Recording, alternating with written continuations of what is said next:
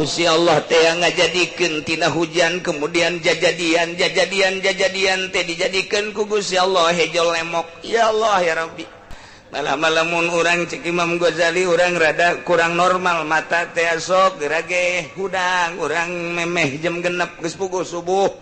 Ieu teh memeh jam 6 urang hudang deuleukeun eta teh anu hararejo. Sampaikan ke terbit matahari memeh terbit matahari datang ke terbit matahari sok geura deuleukeun we cager hujanan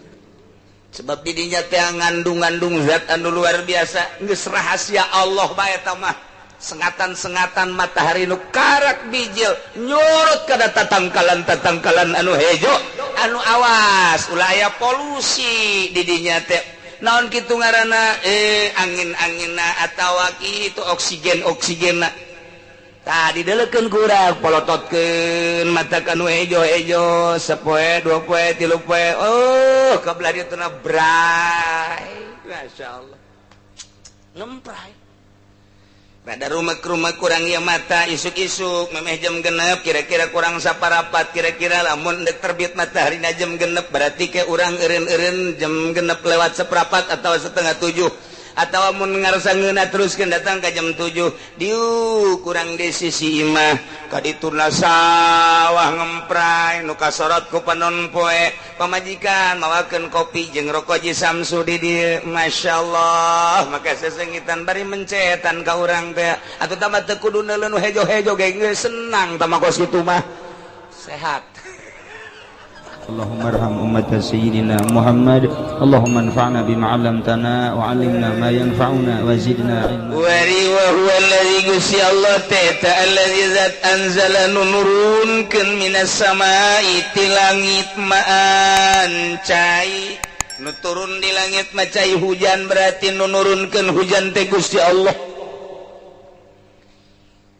Carana Allah teh nyieun heula saab panas eta panas teh ngahiji ka laut di laut terus ku panas-panasna hawa naek ka luhur di luhur teh panas teh ngajadi mega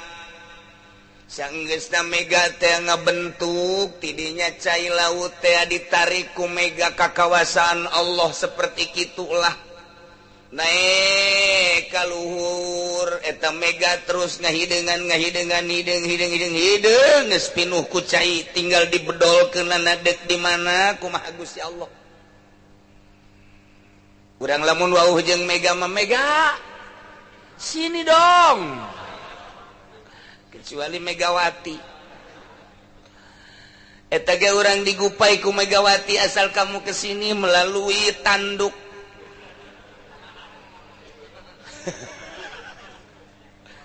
ayo mega narik nyedot cai laut set plek maha kawasa Allah aja cak mega teh aku ladek dikamanakeun ieu cak Gusti Allah angin sampaikan salamku. Oh, blon teh mah di sini tonga teh mah kos kitu mah. Angin cek Gusti Allah. Tiup kacikupakeun. Ditiup ku angin kacikupa wer. Oh, mega hideung jasa cenah tuh di Cikupa tuh deuleu tuh asana hujan tuh di Cikupa tuh kadeuleu ku urang. Set. Kulantaran aya nu hajat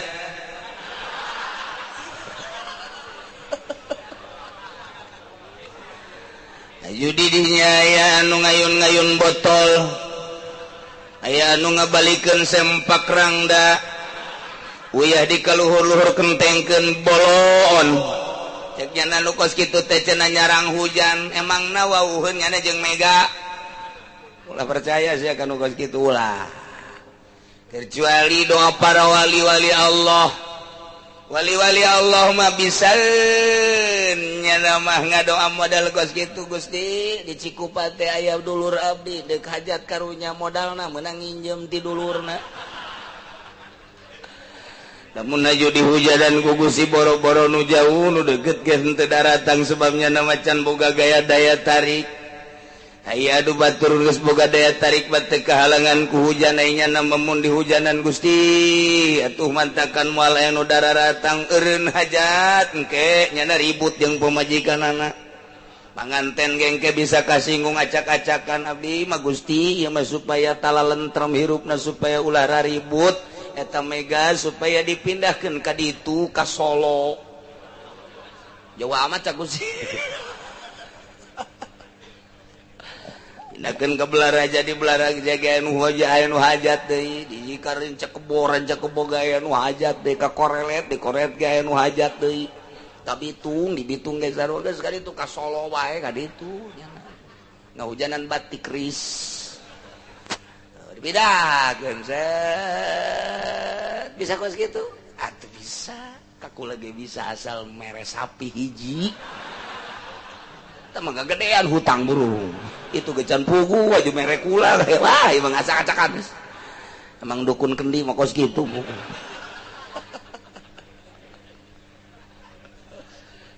kecuali doa solihin, doa para wali bisa jadi batu. Iya awak teh geus Allah mentak cek Allah teh oh hayang dipindah geda pindah mentak kadang-kadang sekeliling hujan di dinya mantep eta lah kos kitu bisa dijieun deui hujan teh maksud dijieun teh dipentak ka Gusti Allah aya tatangga hajat baji dolang orkes aya jaipongan aya golek aya mending mun ramen teu dalangna teu bisaeun gandeng doang nang ningnong wah macem-macem sial ajunya nang tangan deui ka kiai ge lamun encan nyeri-nyeri teuing mah teu meunang deui mending ngahindar bae ngan ieu mah geus loba nu kanjengerian ya kuaing sia didoaan sia. Ya Allah ya Rabbi eta jelema ngalunjak lain ka abdi sapira abdi tapi ka Gusti ieu jelema ngalunjak abdi deuk masrahkeun ka Gusti cek Gusti aya kaing onam cek nya ja aing mah atuh geus deuk kahujanan bae ulah Gusti pancenah ka aing atuh pandang atuh sianya lain ieu mah supaya lah karasaeun bae geus kunyana Gusti hujanan bisa saang sakitu caangna gelug wah di hujanan berat kakawasaan Allah sebab nunurunkeun hujanna Gusti Allah kumaha Allah bae aya ge urang nu geus wauh jeung Allah makrifat ngaranna menta ka Gusti Allah nah ieu mah kasimpulanna nunurunkeun hujan adalah Gusti Allah subhanahu wa ta'ala maha kawasa Allah tuh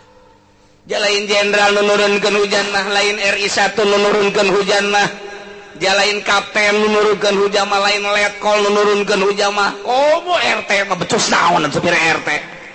digaji henteu naon henteu di neraka pengap-pengapannya rugi jasa aja hidup jadi RT mah digaji henteu naon henteu di akhirat pamarentahnya na tapi lamun RT di hese urang ge asal niat ibadah bete tenang teh wah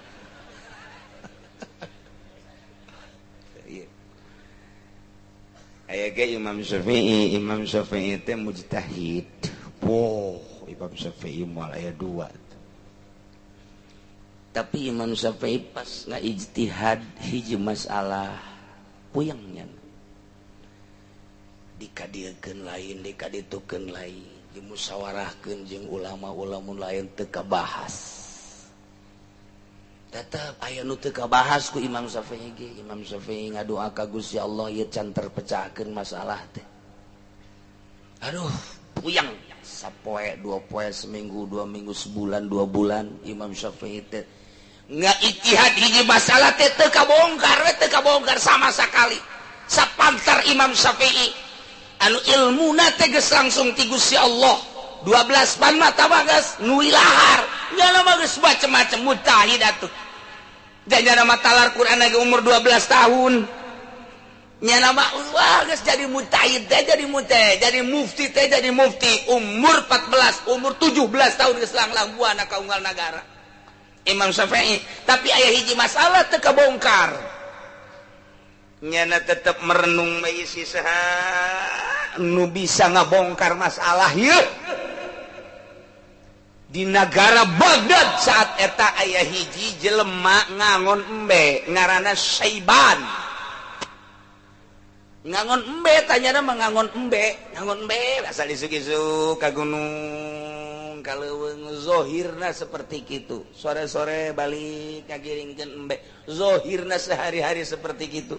Teu cacampuran jeung masyarakat teu komo jeung pamarentah mah nya nama alergi jeung pamarentah mah. Jeung siapa mah ngangon bae. Zohirna seperti kitu. Horenganan nya nama nyalametkeun agama. Ibadah di leuweung teh embe mah embe bae cang horeng maksudna lain embe teuing. Ibadah ka Gusti Allah, zikir. Horeng nyana waliyun min auliyaillah. Wali, mantak sing ade bisa nu ngomong bae di lembur. Iya. Kayahuan kawalianana satu ketika hujan turun sehingga cai eueuh. Sanggeus teh cai eueuh jukut teh geus gararing.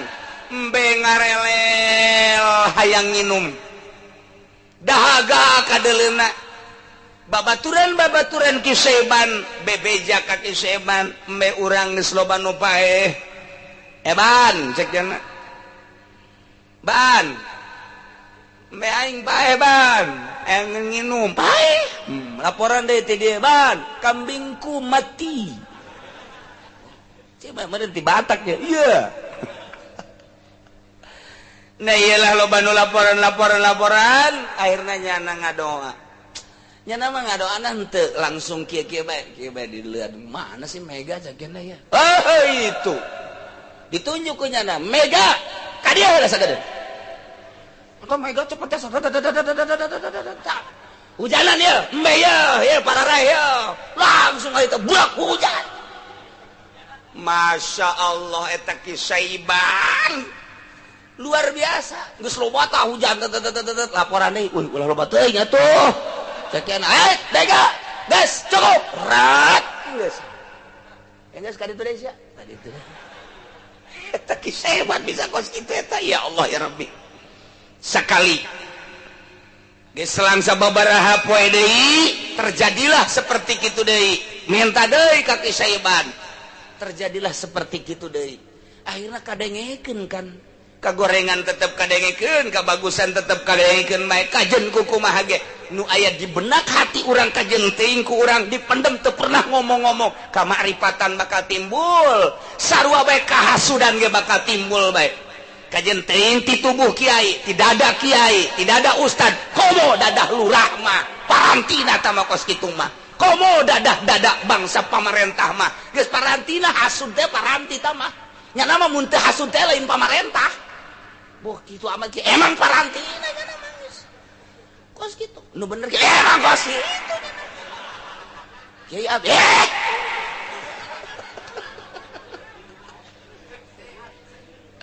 Atuh jaramun bala lener mah teu hasud, teu sirik pidik atuh nya ngurusan rakyat.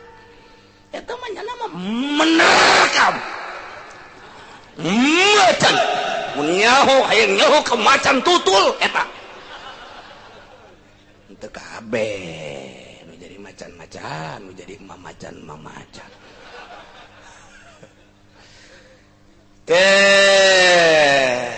Kadenge eta bagus jeung gorengna dada urang teh hate teh kadenge bae ku batur. Kajen ku kumaha ge? Kajen teuing urang jadi kiai ditutupan make udeng-udeng make sorban, wayah hasud kanyahoan bae ku batur. Wayah ria kanyahoan bae ku batur padahal disumput-sumput kurang ngomongna urang ngomong sufi bae. Ngomongna ngomong wali bae, ngomong kiai bae, mapatahan bae, wayah hasud ka ambeul ku jelema. Kajen teuing urang nyumput bae, kajen teuing ku kumaha ahli ikhlas kanyahoan bae ku masyarakat. Sebab eta teh tadi sarapih-rapihna meuyeum tarasi. Sapeup babu sabagus-bagusna ngabubuy tarasi tetep ka ambe bae. urang keur lempang budak bau belum tarasi jayung tah kamu urang keur lempang waduh opor ieu bangun wal ka mana sugan di ondang jeung teh tolol teh budak ngambeu doang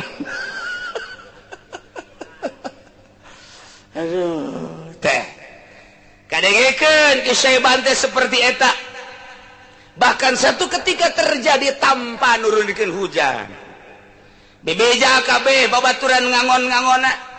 bahwa ieu embe urang geus kalantih ku ari, kurang jukut di Baghdad saat eta. Ceuk sebat ulah gandeng-gandeng. Ulah gandeng bareng. Jukut. Hejo sia. Beutak usararejo. Usararejo embe dikadijakeun kabeh. Bo urang mun ngangon jeung Ki Saeban mantep urang mah. Mantep urang.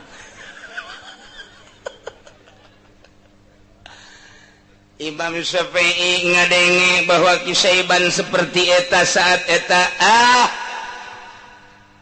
cek Imam Syafi'i di jalan aing deuk datang ka manehanana. Imam Syafi'i ti kota kaleuweung manggihan Ki Saeban. Diuk di hareupeun Ki Saeban persis sakumaha budak leutik sakola di hareupeun guruna. Tungkul sieun ka guru persis seperti eta titah naon bae ku guru daek sagede Imam Syafi'i anu geus kacelun ka aun-aun ka koncara ka beja ka unggal nagara kaistimewaan Imam Syafi'i di hareupeun Ki Saeban budak angon tungkul diuk simpulnya teh menta dijelaskan tentang ijtihadnya gitu batur mah padahal Imam Syafi'i hebat tapi Ki Saeban budak amat cumplang campling kadeuleuna ge teu salat tapi cek Imam Syafi'i kajen ku kumaha ge wali Allah ye datangnya ka leuweung sasalaman dicium diuk rapih urang mah sia tuh ka ditu ngaji saksa kasihan budak kamari kolotan aing atuh jeung nya nama je emang ngadu umur atuh ngadahar uyahna ge heueuan aing leg-leg ku sia uyah modar-modar sia ngadahar uyah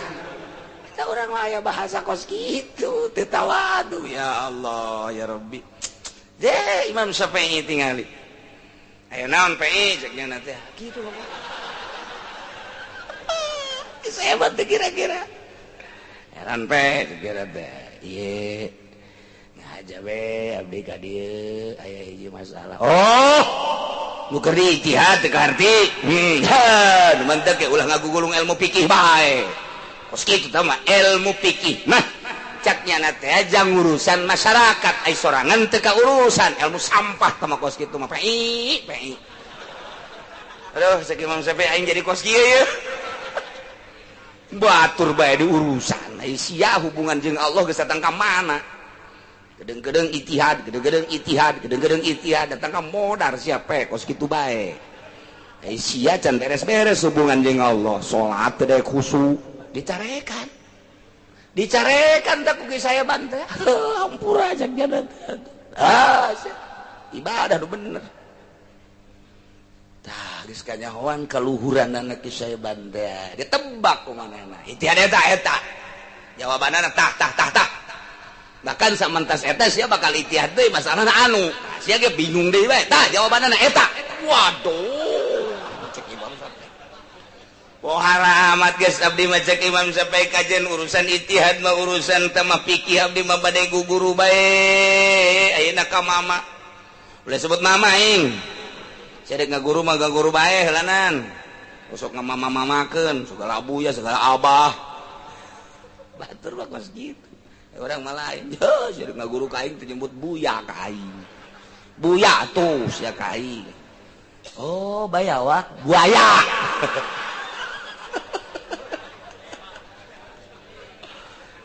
Masya Allah Imam Syafi'i ngaguru batin ka Ki Saeban ninggalkeun urusan ijtihad heula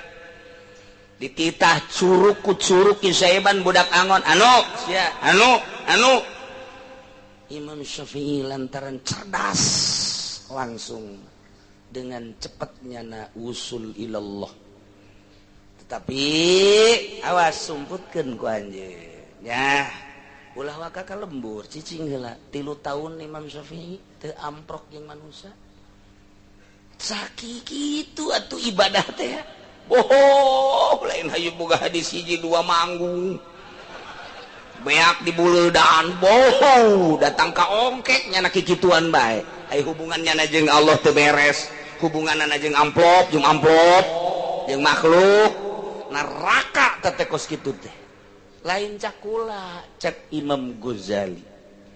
jelema nu ngagugulung pikih bae halikun geura paeh coba kerasa ujianna neraka teh kos kitu lantaran adigung aya di ahli fikih sombong aya di ahli fikih takabur aya di ahli fikih ngadu masalah malulu ahli fikih mah bisa naon sih sia ya japul jawabe di kumis aing ya patul muin di bulu bitis sama kos kitu mah sapina mah irung tah di dieu hayo ngadu jeung aing kitu bae ahli fikih mah kitu bae ahli fikih mah oh lu teu kabahas ku ahli fikih mah dibahas kabeh ge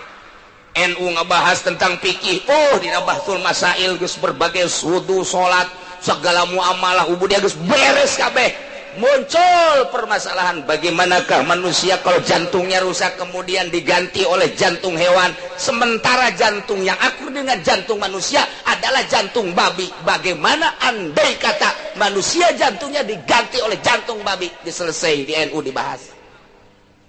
bagaimanakah andai kata manusia tulangnya ini rapuh, keputihan, atau bagaimana sajalah yang jelas sudah tidak berfungsi lagi. Kemudian harus diganti. Yang akur adalah salah satu hewan yang akur dengan yang senyawa dengan tulang manusia adalah tulang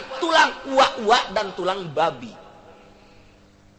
Nah, andai kata diganti dengan tulang babi, bagaimanakah hukumnya menurut fikih? Selesai dibahas oleh ulama-ulama NU waktu bahsul masail.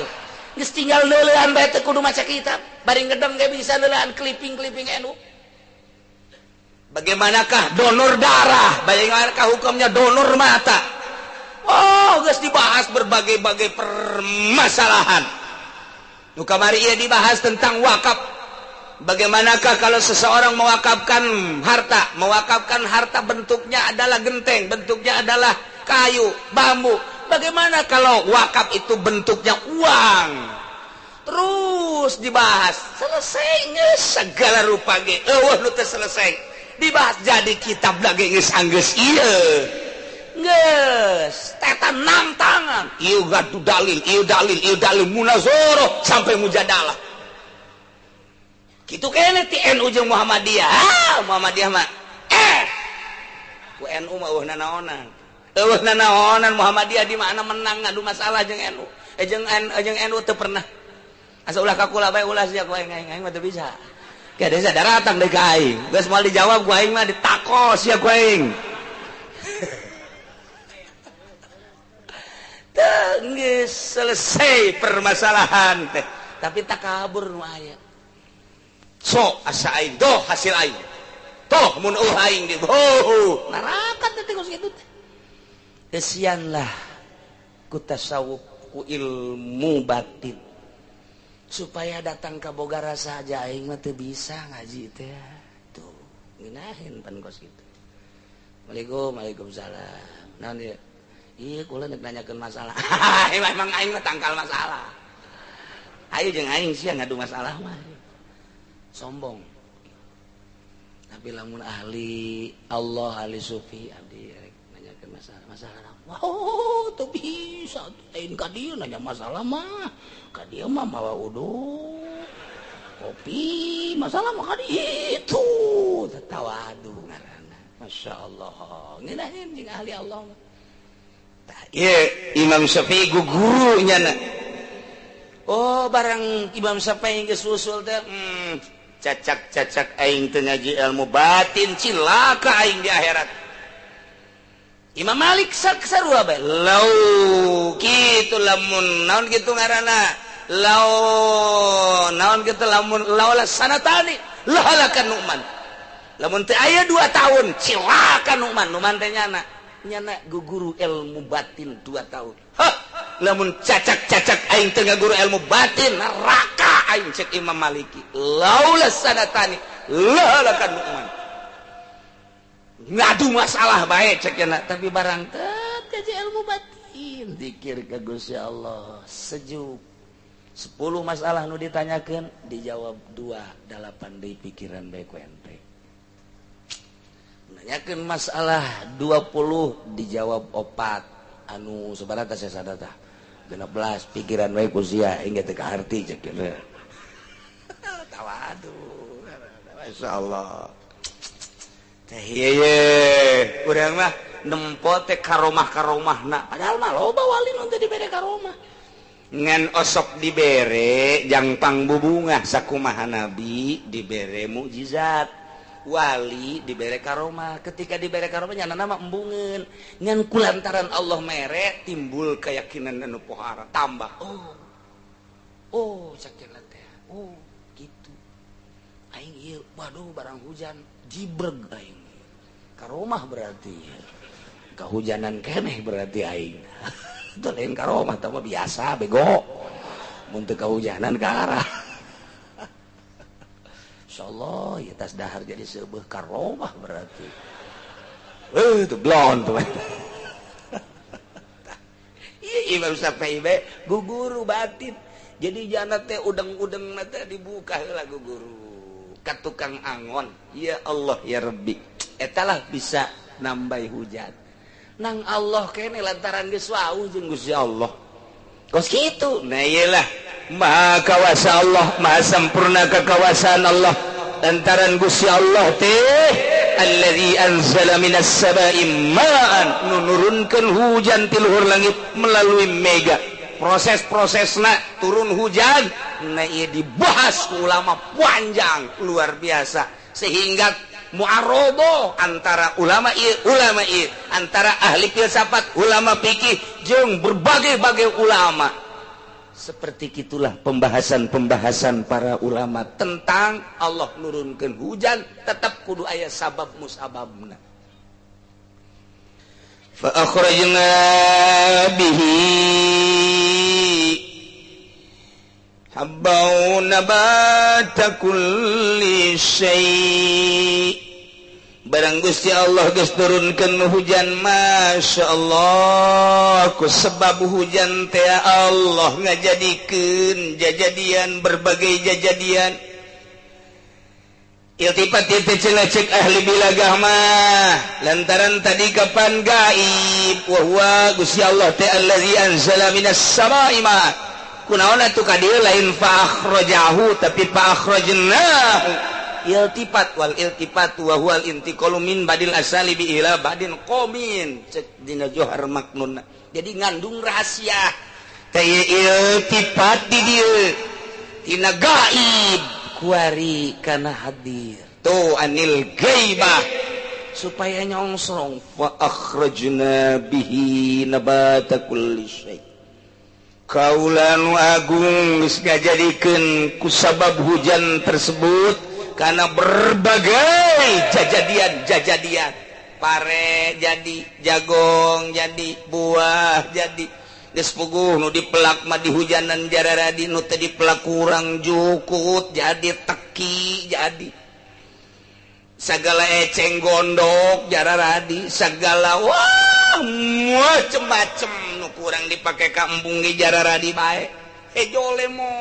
ku ayeuna hujan teh neuleuh urang ka pegunungan masyaallah ngemprai mani asana waas hate teh ku hararejona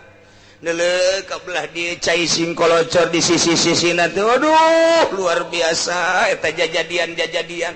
geus puguh bangsa taleus mah geus puguh bangsa wah nu kararitu jararadi pohara jasa nang saha eta ngajadikeun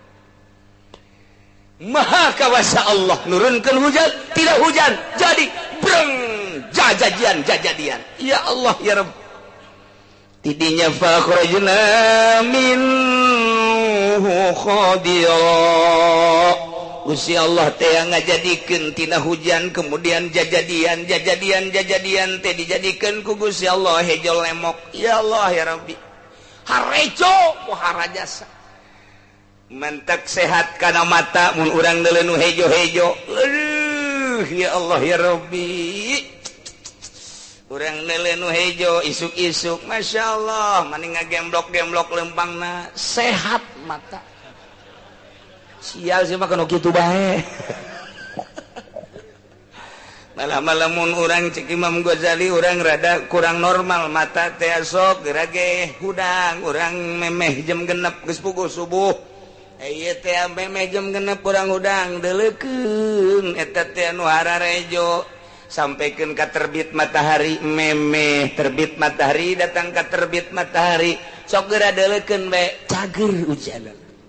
sebab didinya teh ngandung-ngandung zat anu luar biasa geus rahasia Allah bae eta mah sengatan-sengatan matahari nu karak bijil nyorot kana tatangkalan anu hejo anu awas ulah aya polusi didinya teh naon kitu ngaranna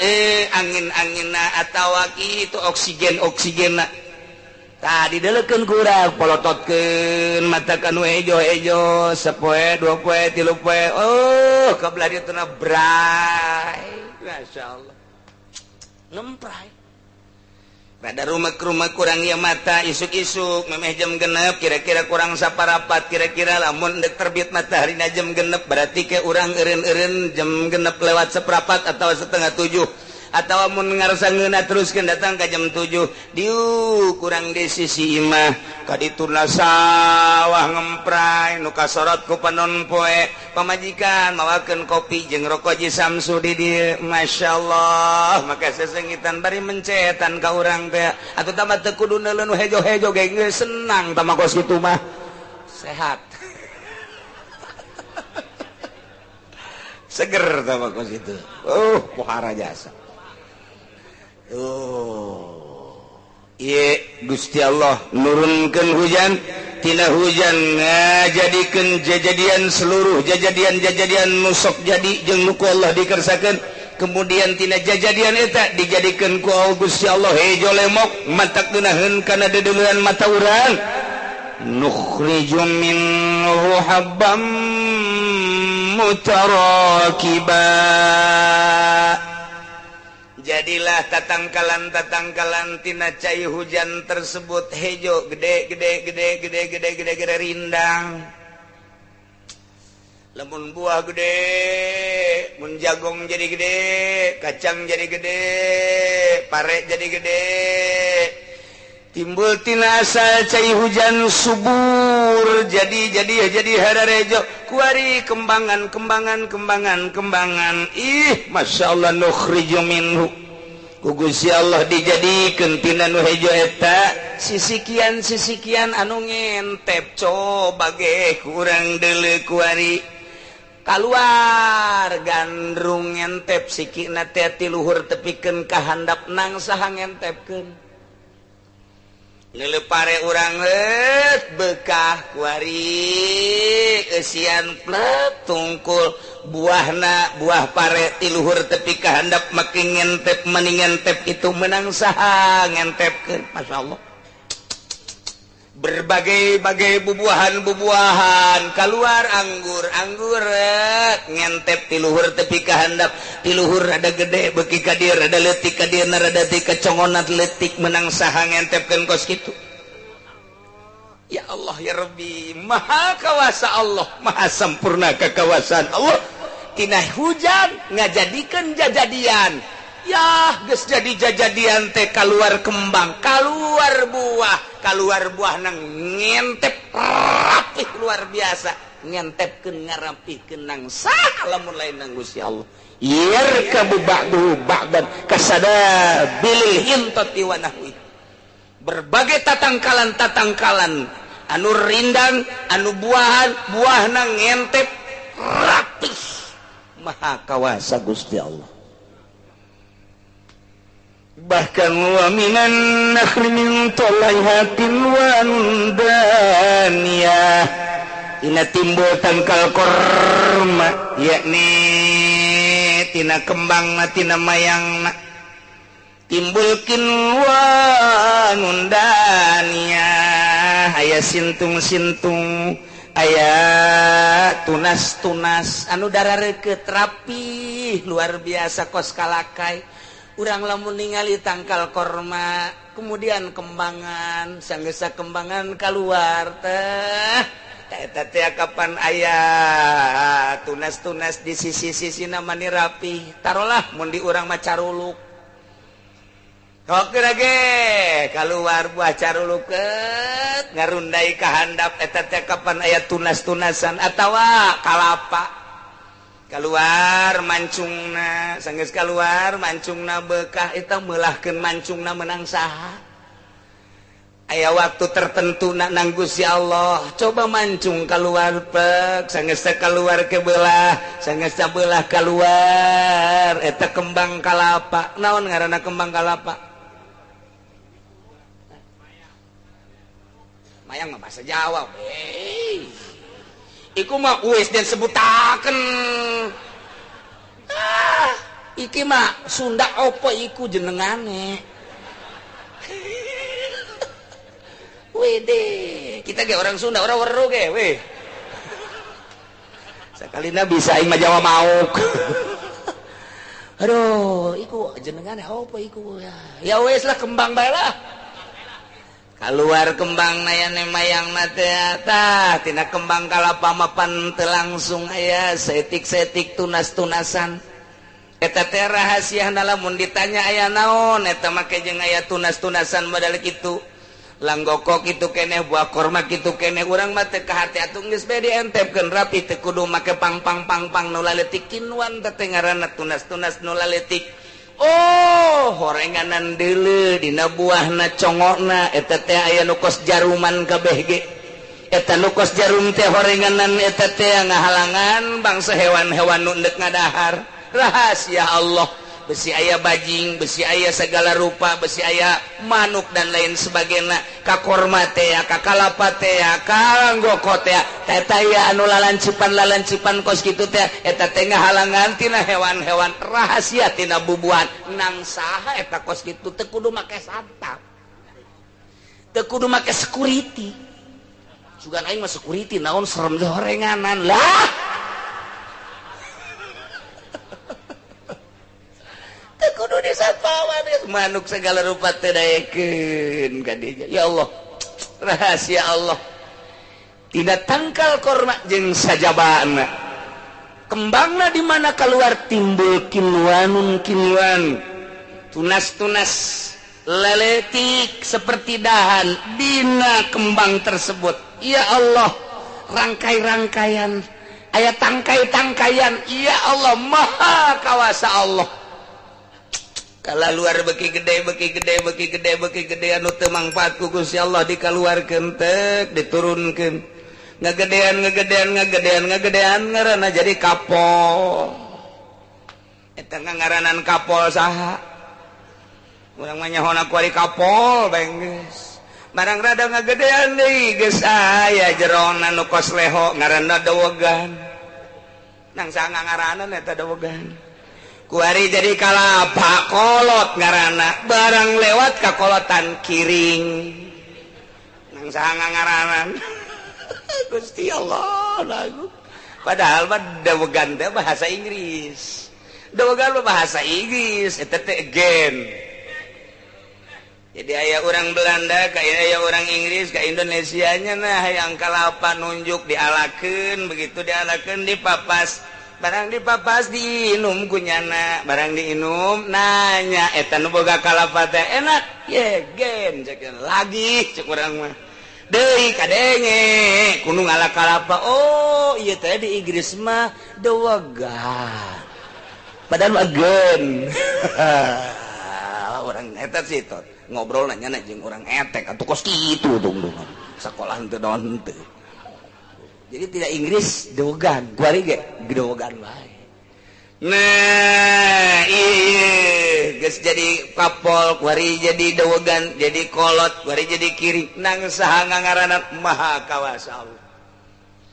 mata korma teh beda-beda ngaranna korma beda-beda ngaranna mun urang nyaritakeun tentang korma teh keur mejeuna leutik mah ieu ngaranna dina kitab ge geus dipuat dina kitab ge ngan urang aslina kudu nanyakeun ka urang Arab kakarak muncul ieu ngaranna ngagedean ieu ngaranna terus bareubeu ieu ngaranna begitu asak eta ngaranna diorag da gengke lamun anu kitu baseuh ieu ngaranna lamun anu kering ieu ngaranna beda-beda haju ngaran korma ge macem-macem sakumaha buah bae di urang ya aya buah itu darmayu aya buah harum manis aya buah golek aya buah daging aya buah limus aya buah harum manis aya buah kitu anu sok dirujak teh ngaon ngaranna kaweni wah geus segala ganda rasa wah geus loba jasa teh buah teh wah pohara jasa sarua korma ge geus kitu sarua maha kawasa Allah tidak hujan timbullah aya buah korma ngaran nu beda-beda di urang aya buah darmayu aya buah harum manis aya buah wah macem-macem Masya Allah malah aku ari aya buah anu amis jasa ngaleuwihan ti buah segala-gala ngaranna buah gitu nu anyar menang memproduksi Thailand teh disebut ngaranna lain buah gincu lain buah simanagi lain buah gedong lain eta teh buah kongkong gitu naon bontong sia Masya Allah itu buah rajasa tapi teka beli montong hayang ya karim iyalah sahanunya Gusti Allah maha kawasa Allah maha sempurna kekawasaan Allah Masya Allah wa jannatin jeung Gusti Allah nyeun kekebonan aya akhrajna bihi jannatin Allah ngaluarkeun tina hujan teh kekebonan yakni min anabin kebon anggur anu ngareui tangkalna jannat mun urang deuleu kebon anggur di Korea luar biasa mun urang deuleu kebon anggur di Australia luar biasa ulah ge harita deuleu di Australia mantap pibetaheun luar biasa pohara emang di mana ke Australia tadi ke Citra lantaran di Australia mah pohara jasa eta teh kebon anggur kebon anggur kemudian dipetik dibawa ke kota diproduksi jadi minuman keras jadi mabok anggur teh itu kurang puas jan pabrik teh lah kuari maka Indonesia meuli tanah di urang sekian hektar nyeun nyana produksi tuh di Cangkareng deuleu pabrik bir di berbagai-bagai lamun nyaman dek ngaharamkeun kana pabrik kana minuman atuh geus bae pabrik da bae ulah aya izin abe babari ieu mah nu mabok tangkep ajo ditebus mahal nebusna atuh itu na bae hese-hese ya negara urang mah negara agamais tapi henteu kitu pan je aya kontribusi mantep ke bupati gubernur ayo guys leg-leg baik guys ya guys tuh ya iya jannatin min a'nabin anggur ge aya anggur nu beureum aya anu anggur hejo aya anggur semu hideung aya anggur hideung anggur Australia nu bagus teh amis luar biasa hideung ditilu ku urang Bandung diplak di Bandung bibit nama asli menang ti Australia diplak wari di Bandung timbul hararideng barang di dahar asem disebut be anggur Bandung Masyaallah menang saya tak kawasan Allah kok bisa asem bae taneuhna maha kawasa Allah melak cabe ge beda antara cabe Tangerang cabe Serang cabe Pandeglang beda dipelak deui ku ari di Tegal di ditu dipelak deui ku ari di Jawa Tengah tandingkeun jeung Tangerang cabe paling hebat sadunya cabe Tangerang lagi di Pasar Kemis lagi di Sukamantri eta geus hebat jasa bae geus tah sadunya bae geus hebat istimewa tah mah cabe teh sebab cabe Sukamantri mah tuh dipelak nu dipelak di itu didayat di kitu gelam terus kabelah di Kecilongok lamun datang cabe eta kaditu ka Jakarta nu sejen titah mundur ada panglima cabe masuk hebat jasa itu boleh tanding coba kita tanyakan coba ka induk ka ditu Jakarta cabe pasar kemis nomor 1 di dunia nu ngahebatkeun aing we geus ngahebatkeun lah lantaran cabe Cilongok mah cabe pasar kemis nu aya di Gelaman we di pasar kemis beda rasana teh eta mah cabe ngeunaheun jasa ngeunah jasa teh mah cabe teh tanyakeun ka santri-santri Cilongok nu kazamanan zaman cabe tanyakeun gitu tanyakeun zaman abah kula lamun di dieu keur mujulna ceuyak cabe nu bagus tadi surtil nu kelas KW 1 KW 2 KW 3 nu akhirna dibikeun ka santri masalah artinya dibikin ke santri kumaha santri indahoy emang kumaha gitu santri ya masak luhurna ditendenan cabe ajo nyenang nyambel cabe ajo nyayur cabe eta lamun teu ngeunah moal kos kitu tanyakeun ge santri baheula daharnya na coelna coel cabe sambalna sambal cabe atuh lalabna lalab cabe eta ku hebat jasa cabe ya Allah nya hebat nya deui tapi bener eta kos kitu teh bener lain alagaan dia tanyakeun ge ka santri baheula nu mantak nyana sakali dahar 2 kali dahar 3 kali dahar geus embung kunaon ngisingna hese sakjana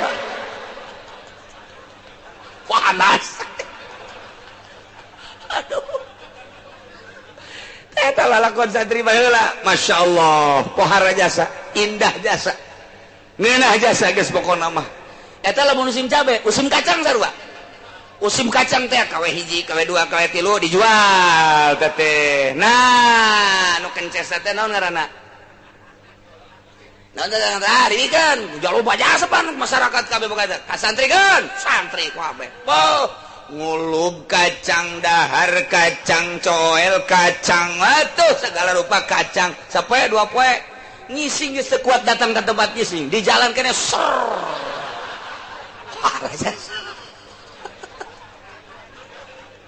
eta santri jasa santri mantap milik santri mah kos kitu mun loba teu katahan mun eueuh ganggarateun emang tiba heula nya mah kos kitu datang ka kuari kitu bae nang saha eta nang Gusti Allah jannatin min anabin anggur-anggur wa zaitun jeung tangkal zaitun warumman jeung tangka anggur wah berbagai-bagai ieu mah Al-Qur'an ngajelaskeun sakitu teu kudu dijelaskeun kabeh cek Gusti Allah lantaran sok geura kuari nu aya di kebon diurang dangdeur aya di kebon bisa kurang ditambahan warumana wadang dera ya dangder didinya ya jagong dino ya di kebon-kebon bae maksudna jannatin teh kebon-kebon esok aya di kebon kacang panjang kacang tanah jagung wah berbagai-bagai eta nu carita di pasar kemis bae kuari indit kasepatan kabelah ditu nah di sisi-sisina aya kucai nu bakal ngabaukeun kana kelek teh aduh macem-macem aya lobak sabangsa temah kadinya bangsa berbauan bae iya kucai aya lobak baheula makan daerah sepatan hungkul kebelah ditu ka Pako Haji palawija kangkung teh genjer teh rapi di ditu can kaserang ku urang Cirebon maka dia barang kaserang ku urang Cirebon lain di sepatan bae nya mah kuari tuh dietek ge bisa melakangkung dicayur bisa melakangkung kumaha nyana bae diurus kunyana dengan berbagai otak akal jeung ilmu kita menang saha eta iyalah menang Gusti Allah wa jannatin min a'nabi wa zaitun wa rumman dan lain-lain sebagainya wa jagonga wa dangdera wa kacang panjanga wa naon deui geus kadinya mah wa DLL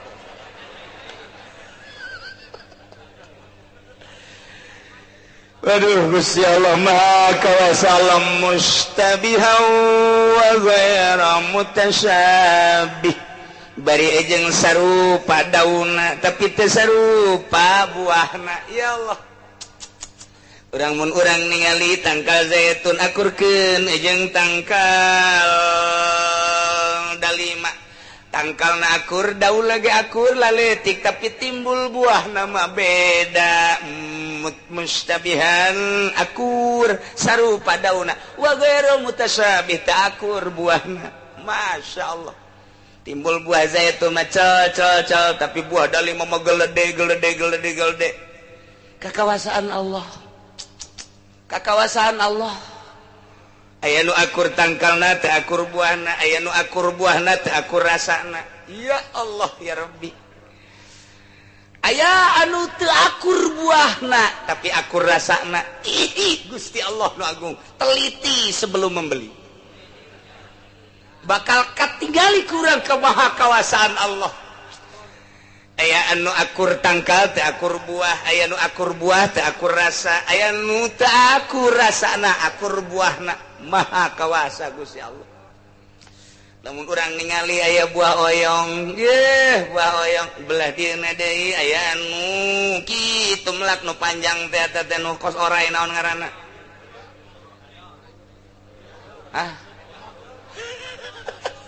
aku masih abaya tuh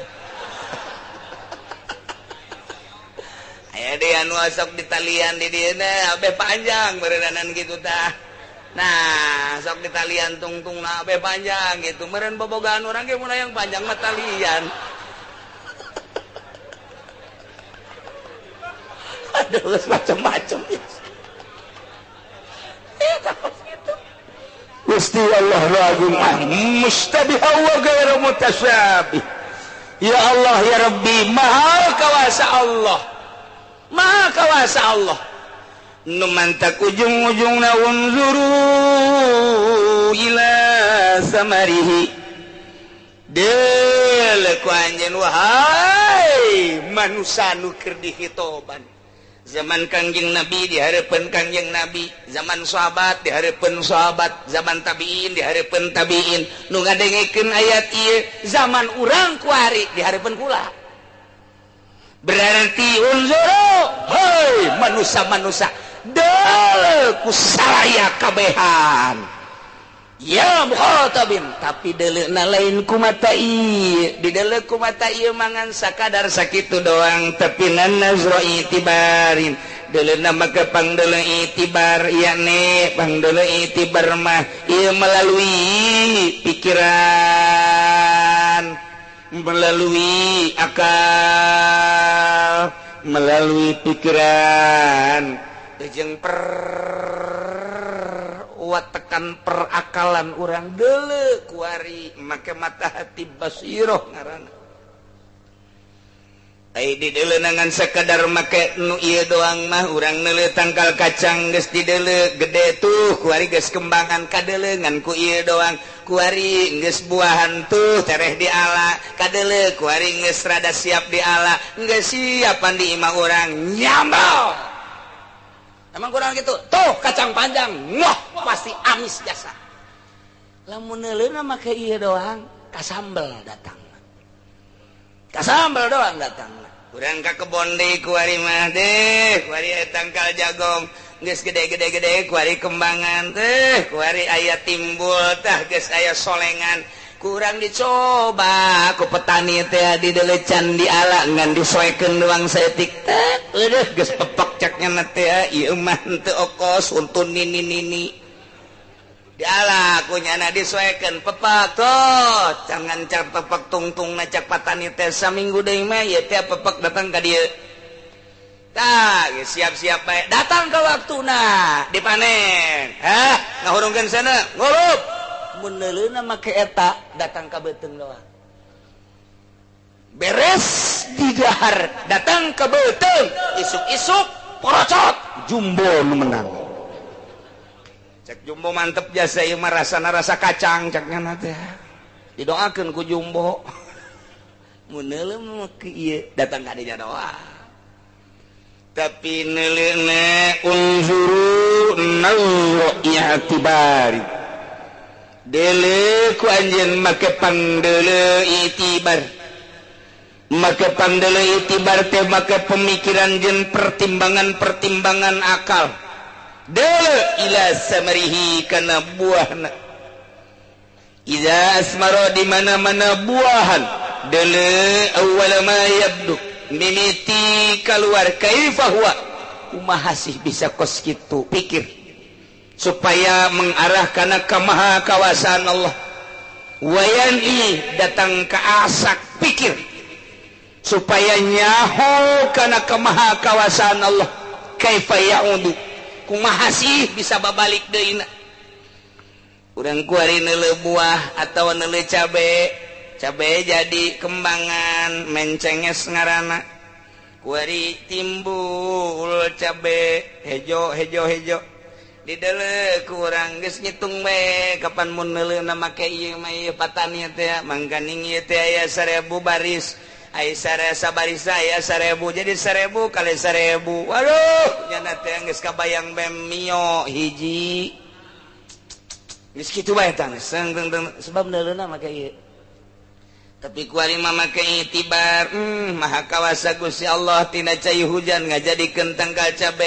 cabe jadi subur kemudian kuari jadi kembangan kuari jadi buahan tina buahna anu mimiti leutik kemudian jadi gede jadi kolot tina hejo anu pohara kemudian semur rada hideung kuari kasorot ku panon poe nungguan dek dipanen supaya rada beureum kuari menang 2 poe beureum pisan pikir ku otak tina hejo semu hideung hejo ka mana barang geus semu hideung kuari teh rada bareubeut eta nu semu hideung ka mana barang geus bareubeut kuari beureum eta hejo bareubeut hideung eta ka mana kuari nu aya beureum pikir ku urang Gusti Allah maha kawasa ngaleungitkeun hejo jadi beureum maha kawasa Gusti Allah kamari mah eta teh budak keur can dikawin ku aing mah parawan keneh barang kuari dikawin ku aing leungit ka parawanana maha kawasa Allah ka mana eta parawana leungit sia mah kadinya bae tolol eta ge sarua maha kawasa Allah eta hayang balik deui jadi parawan engke di sorga kuari mah moal bisa kajenteng di kaput ge endahan mangpet kajen hukuman moal bisa leungit eta maha kawasa Allah ya Allah ya Rabbi hejo na leungit jadi koneng na leungit jadi beureum nu ngaleungitkeun saha maha kawasa Allah maha kawasa Allah hese kurang tah lamun urang ngaji makulat bakal kapanggih ke innal makulati ladaihim tusaru fil asyi wa hiya aradun wa jawaru lantaran eta mah sifat nempel dina zat na ieu teh sifat teh bakal na intikal bakal na tagayyur tah eta perubahan dina hiji zat tina hejo kana hideung tina kana beureum deui tah eta sifat-sifat tokos kitu naon ngaranna ngaji makulat jangan mantapkeun tauhid urang ka Gusti Allah lantaran seluruh makulat maujudat mungkirat ngaranna lain Allah innal makulati ladaihim tusar besi aya nu ngajirim di hareupeun urang Junid maneh geus ibadah bae asana mun dihitung-hitung geus aya 30 tahun berang puasa peuting tahajud disertai ku zikir jeung maca Quran maneh geus cicing di gunung bae hayang deket ka aing yeuh aing teh kuari nyaba ka maneh aing teh pangeran bu nyaba pangeran tas di mana meureun teh pangeran nyaba ka dinya mampir heula sakedeung meureun ditanya pan ku Junet naik naon pangeran naik mio besi aya ka dieu lain pangeran nu ngaran kadenge sorana berarti eta lain pangeran nu kadeuleuh jirimna lain pangeran cenah ieu cahaya 1.000.000 kali cahaya lain pangeran maujudat mungkinat kama lain maujud anu wajib kok bisa kos kitu Allah mah mukhalafah lil hawadis besi aya gertek-gertek Allah mah kos kitu bentukna setan betul besi aya gerentas-gerentas kos kitu cahaya Allah setan betul besi aya anu ngabisikan ta ieu mah Gusti Allah jurig sia lain makulat sama innal makulati ladaihim tusaru fil asyi wa hiya aradun wa jauharu ngan sakadar dua mun teu arad johar engke kadituna johar teh aya johar pirid aya johar murakab wah panjang caritana asana kolot mun ngaji kadinya kaburu modar puyeng teh ngaji kitu mah tah eta janguatan tauhid teh kos kitu madak lamun jelema nu geus ngaji tauhid mantap keur zikir aya kereneg-kereneg dina hate aing Allah datang curiga si orang kerzikir aya cahaya ya aing Allah ya bolon siap ya Allah ngajirim besi aya sora tah nu mantak lamun anu tapak teu kurang ilmu tapak dihandapeun tangkal caringin kan serem tanggal caringin entak ulah coba-coba dihandapeun tangkal beringin serem loba kiai anu dileg-leg ku caringin ada serem teh tapak di dinya teh pentingna datang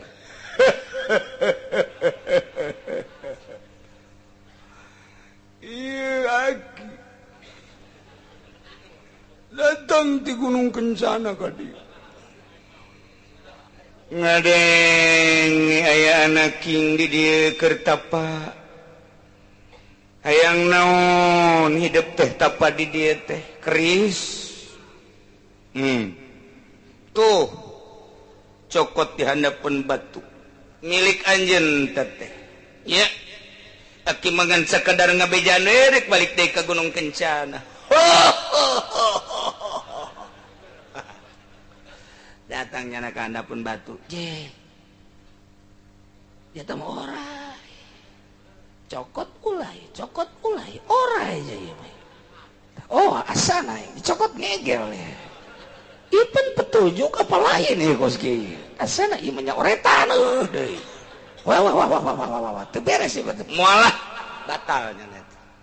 cokot bae pae hirup cokot tah eta wae dijuri nu datang teh lain pangeran lain pangeran kudu kos kitu eta cara Kangjeng Nabi Musa di Gunung Tursina teu nganyatakeun nya neuleuh pangeran ngan mukalamah jeung Gusti teu bisa nyaritakeun nya ge engke bae cenah di akhirat falamma tajalla qarra saiko wah atuh Kangjeng Nabi Musa ge barang tajalli Gusti Allah di anjeunna harita di Gunung Tursina ngajungkel kapaehan Kangjeng Nabi Musa gede Kangjeng Nabi Musa kapaehan langsung udah cek Gusti Allah wa ma tilka bi yaminika ya Musa naon wae di leungeun anjeun ya Musa pertanyaan ngan sakitu dah jawab ku Kangjeng Nabi Musa hiya asai atawakkau biha wa ahusu bihal al-ghanami cek Gusti Allah panjang amat ngajawabna ieu mah nanya ge naon udah leungeun anjeun kok panjang amat ku ngeunah-ngeunahna ngomong jeung Gusti abdi jadi panjang carita nikmat ngobrol jeung Allah teh sehingga ditanya satu pertanyaan gua jawablah terus bae kos urang ditanya ku bebene kakak jalan mana tadina menuk jalan haro paju jalan tukang aya sumur di dinya teh atuh ngagilek deui ka belah dieu belah dieu aya pagar aja nama ka hareup deui bae alhamdulillah salamet bae panjang amat si budak kunaon eta nikmat lazat ngomong neuleuh bibir teh walah masyaallah sia manggeus ka dinya bae tah coba dele buahna di mana buahan kumaha kejadian kos seperti eta geus aya jadi eueuh leutik jadi gede ketika ngora teu meunang dijual make aturan-aturan tertentu sebelum budu wisolah teh teu meunang dijual rambutan teh teu meunang diborongkeun ketika encan budu wisolah mah mangkaning urang curug ka ditu makon kusok ngaborong-borongkeun rambutan memeh asak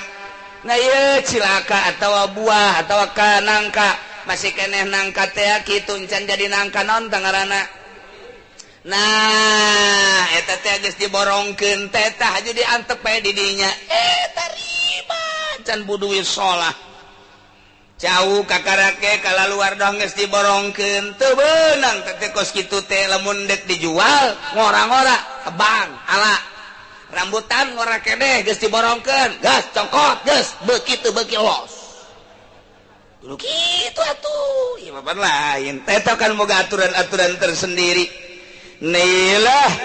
makin nazru i'tibarin jangwatan keyakinan urang sehingga blak maha kawasa Gusti Allah subhanahu wa ta'ala inna fi dzalikum laayatil liqaumin yu'minun saenyana eta kabeh nu dicaritakeun teh merupakan supaya merupakan kitu naon ngaranna sebagai ayat-ayat sebagai dalil-dalil kana qudratihi kawasa Gusti kamaha kawasana Gusti Allah subhanahu wa ta'ala berarti nimbulkeun tina cai jadi tangkal sehingga buahan sanggesta buahan bakal garing ke hujan deui jadi deui engke buahan deui ke diala ke garing deui ke buahan eta teh nandakeun Allah Maha Kawasa kuari ngayakeun urang engke paeh engke dihudangkeun deui tah supaya sadar-sadarna kuari urang teu eueuh ka aya sanggeus saya kuari urang teh dihirupan ku Gusti Allah diatur ku Gusti Allah sanggeus sangke datang ka waktuna urang paeh ke kabeh para raeh engke bakal teh jadilah kiamat sanggeus kiamat bakal urang digiring dibaas dihudangkeun deui Maha Kawasa Allah deuleuh tatangkalan tina hiji cai tina cai nyebrot jadi buahan garing jadi deui atuh manusia ge kitu bae kitulah inna fi dzalikum kabeh eta teh laayatin merupakan suatu ayat dalil tapi dalil sote liqaumi yu'minun pikeun kaum anu iman urang mah geus iman ka Gusti Allah ketika dibere penjelasan kos kitu teh oh jaheuh Allah Maha Kawasa ngajadikeun hiji tangkal engke paeh engke jadi deui atuh urang ge sarua bae ku hari hirup engke paeh engke bakal timbul deui Maha Kawasa Allah emang urang mah geus iman sampaikeun coba ka Kristen sampaikeun coba ka Katolik sampaikeun coba ka Protestan sampaikeun coba ka Yahudi sampaikeun coba ka Buddha sampaikeun jeuh ke berbagai agama-agama kafir coba narima tantenya anak urang mah geus tarima alhamdulillahirabbil berarti kuncina tina iman melalui iman orang bakal ngeunaheun ngadenge urayan-urayan ka Maha Kawasaan Gusti Allah Subhanahu wa taala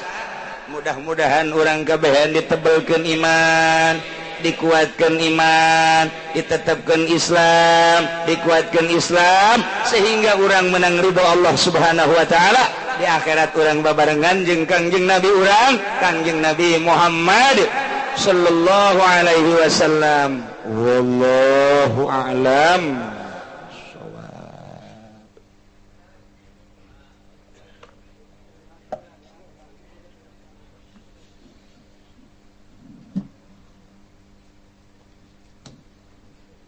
A'udzu billahi minasy syaithanir rajim. Bismillahirrahmanirrahim. Wa qala ashabus sayr dan wajah berang-berang gangan doene sejarah fuma mara kari-kari marenta so Ubaidullah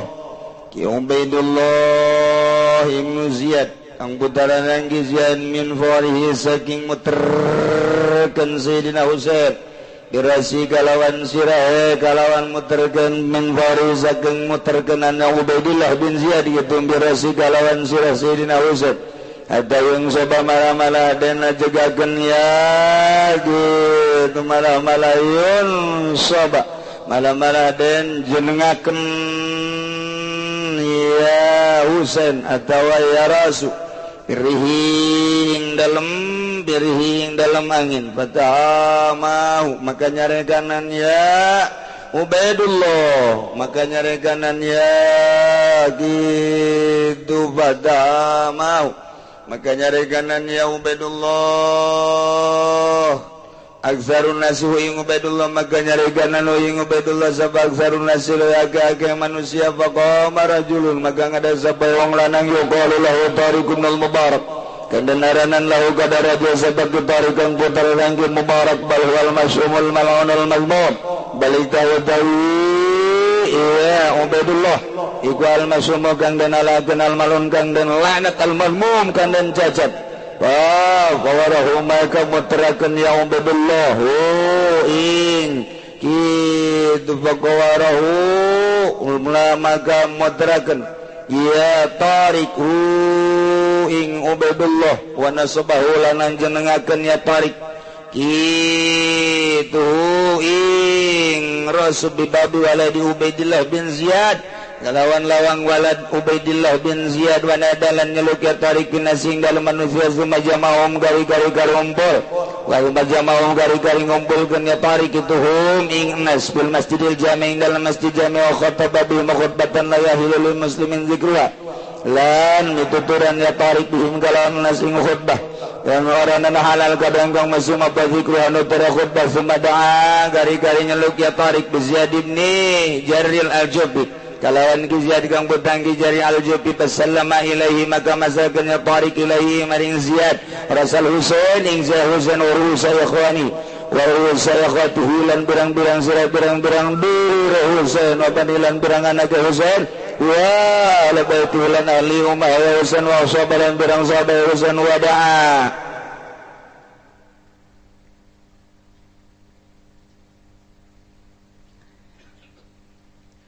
sanggeusna Sayyidina Husain dibunuh kamari geus dicaritakeun sababaraha versi di dia ahlus sair ahli sejarah menyatakan bahwa akhirna Ubaidullah bin Ziyad marentahkeun supaya huluna ieu diputer-puterkeun. Masya Allah hatta unsaba perih sehingga dijadikan dijedengkeun di luhur supaya kanyahoan katebak angin diputerkeun melalui angin abeh kanyahoan ku jelema ku benci-benci na ka Sayyidina Husain tiba heula seperti kos kitulah keayaan manusia ku Allah geus diatur jang memperkuat keimanan manusia akhirna nyegah kaki Ubaidullah seseueurna manusia ngalarang seperti eta tidinya nangtung seorang pemuda nu ngaranna Tariq Ibnul Mubarak ciki Tariq pendapat Ubaidullah sangat kejam tidak manusiawi al-mas'um al-mal'un al-mazmum menggorengna manusia terlaknat dan tercela ulah dilaksanakan Tariq langsung tampil malah manehanana anu langsung nyekel ka Ubaidullah Ubaidullah na nukunyana dibabet-babetkeun diputer-puterkeun terjadi luar biasa saat Karbala harita di Karbala harita kemudian atuh ayeuna mah ki Tariq langsung nyokot sirah Sayyidina Husain ditundun ku ayeuna di waladi Ubaidillah bin Ziyad di bab walad Ubaidillah di bab teh di lawang kemudian anjeunna ngaopenbarkeun nyeluk ke seluruh manusia coba seluruh manusia kumpul di dia ya di Masjidil Jami Masjid Jami teh lawang-lawangna kan aya ngaranan kos di Madinah bab Jibril bab Nisa tihang-tihang di Raudhah hiji-hijina tihang eta kan aya ngaranan tah ieu ge sarua saat eta ngaran salah satu lawang adalah bab walidi Ubaidillah melalui lewat etalah langsung dibawa sirahna kemudian manusia titah karumpul aju ki Tariq Ibnul Mubarak khutbah cuman khutbah ieu teu halal dicaritakeun ulah sebab ieu khutbah dahsyat jasa untuk meredam muslimin muslimat selanjutnya di dunia sepakat seluruh ulama khutbah ieu teu meunang dicaritakeun sebab ieu khutbah luar biasa memicu peperangan anu dahsyat ka dituna untuk membalas kematian Sayyidina Husain lamun tadi perang Sayyidina Husain mah ijtihad tapi lamun selanjutnya mah bakal timbul tina nafsu bakalna mendak diredam teu meunang tek khutbah ki Tariq Ibnul Mubarak saat eta di Masjid Karbala diredam ku ulama teu meunang dikaluarkeun tekna aya teu meunang diberitakeun ulah hayang nyaho teu meunang hayang nyaho aya ge di kitab-kitab sejarah begitu dibuka wah ieu mah khutbah pohara jasa bakal moal eureun-eureun lamun urang nuturkeun khutbah eta kana peperangan anu dahsyat mentak diredam teu meunang hanya orang-orang tertentu lah anu nyaho tidinya geus beres baca khutbah sumada'a bi Ziyad ibn Khar al-Jufi manehanana manggil Ziyad kemudian dipasrahkeun ieu sirahna Sayyidina Husain sirah dulur-dulurna sirah anak-anakna jeung ahli bait jumlah 70 kabeh jeung sahabat-sahabatna ieu dipasrahkeun sirah hungkul dipasrahkeun